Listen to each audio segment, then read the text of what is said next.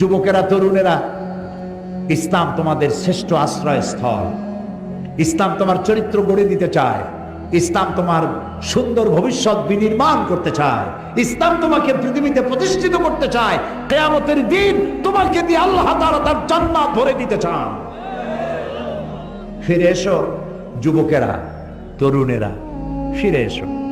এক বাঘ ছিল ক্ষুধার্ত। ক্ষুধার্ত বাঘ অনেক দিন ক্ষুধা, খাবার কিছু পায় না। হঠাৎ করে দেখলো ভেড়ার একটা পাল। একটা ভেড়াকে টার্গেট করে বাঘ ছুটতে যাবে, তখন দেখলো ভেড়ার পালের মধ্যে একটা বাঘের বাচ্চা ভ্যা ভ্যা করে সেও দৌড়াচ্ছে। বাঘ চিন্তা করলো, আমার স্বগোত্রীয় বাঘের বাচ্চা ভেড়ার সাথে দৌড়ায়, এ কি আশ্চর্য কথা। ওর ক্ষুধা টুধা মিটে গেছে। ভেড়ারে টার্গেট বাদ দিয়া বাঘের বাচ্চারে টার্গেট করছে। দৌড়াই গিয়ে ওর ধরছে, চাপিয়া ধরে কামড়াইয়া নিয়ে আসছে জঙ্গলের মধ্যে। বাঘে, বিড়ালে, শিয়ালে তার বাচ্চা কামড়ায় আনে, দেখছেন না? ও তো কোলে নিতে পারে না, কামড়ায় আনে। তো কামড়ায় যে দাঁত বসায় না, ওইভাবে আদর করে নিয়ে আসছে। আসিয়া বলতেছে, এই তুই ভেড়ার দলে গেছিস কেন? তুই তো আমার বাচ্চা, আমার বাঘের বাচ্চা, তুই ভেড়ার দলে কেন? কয় না, আমি তো ভেড়া। কয় না, তুই ভেড়া না, তুই বাঘ।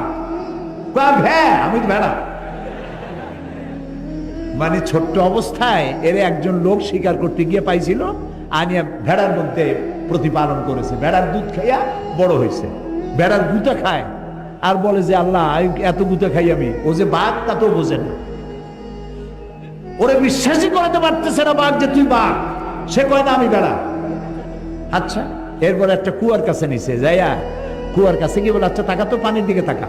তো তাকাইছে, কেউ দেখতো তো আমার ছবি আর তোর ছবি পড়ছে না পানির মতো? তা তো পড়ছে। দাঁতগুলো বাইর কর, তোর দাঁত আর আমার দাঁত ধারালা দাঁত কিনা? কয় তা তো ধারালা দাঁত। আমার চোখ আর তোর চোখ দুটো বড় কিনা? তা তো বড়। আমার গায়ে যেমন হলুদ আর কালো ডোরা ডোরা আছে, তোর গায়ে আছে না ওরকম বাংলা লিঙ্কের মতো গা আছে। তোর নখর বাইর কর, এই ভাবার মধ্যে নখ আছে, বাইর কর। তো বাইর করলো, তো দেখলো যে তার মধ্যে আমার মধ্যেও তো নখ আছে। তুই ভেড়া না, এখন বুঝছিস তুই বাঘ? তুই ভেড়ার গুতা খাস কেন? তুই হুঙ্কার মার, ভেড়ার পাল দৌড়ে চলে যাবে। আমি আজ সিলেটের যুবক মুসলমানদেরকে বলতে চাই, তুমি ভেড়ার বাচ্চা নও, তুমি সিংহের বাচ্চা, খালিদ বিন ওলীদের সন্তান, তুমি শাহজালালের সন্তান, তুমি শাহ মখদুমের সন্তান।